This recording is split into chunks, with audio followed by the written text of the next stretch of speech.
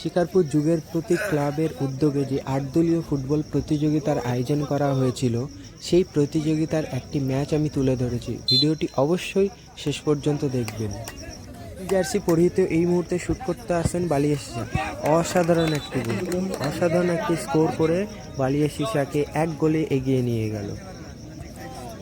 এই ম্যাচটি একটি অমীমাংসিত ফলাফলের ফলে পেনাল্টি শ্যুট আউটের সিদ্ধান্ত করা হয় এবং ভিডিওর বাঁদিকে কমলা জার্সি পরিহিত জামশেরপুর দল এবং ভিডিওর ডান পাশে ব্লু জার্সি পরিহিত বালিয়াশিসার দল, দুই টিমেই অভিজ্ঞ প্লেয়ার এই টুর্নামেন্টে খেলেছে এবং এই মুহূর্তে জামশেরপুরের হয়ে শ্যুট করছেন।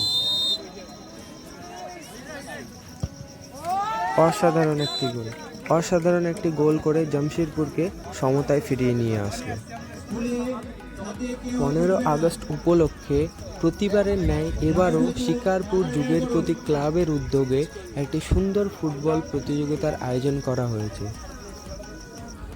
কমিটির সকল সদস্য ও দর্শকবৃন্দদের অসামান্য সহযোগিতার কারণে এই প্রতিযোগিতা প্রথম থেকে শেষ পর্যন্ত সুষ্ঠুভাবে হয়ে থাকে।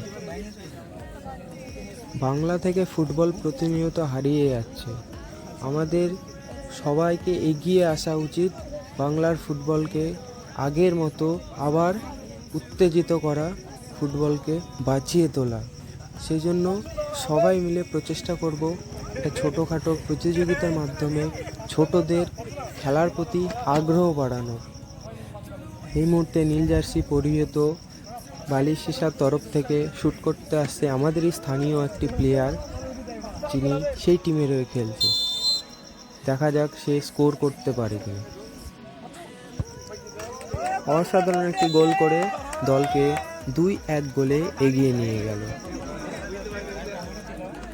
এই ভিডিওটি যদি কোনো স্কুলের শিক্ষক দেখে থাকে, তবে তার কাছে আমি অনুরোধ করব, খেলার যেই পিরিয়ড থাকে অন্তত সেই পিরিয়ডটা বাচ্চাদের খেলতে দেওয়া হোক। আমি অনেক স্কুলে দেখেছি খেলার পিরিয়ডে বাচ্চাদের খেলতে দেওয়া হয় না।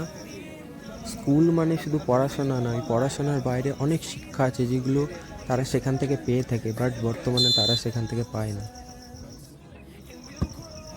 অসামান্য একটি গোল করে জামশেদপুর সমতায় ফিরে এলো।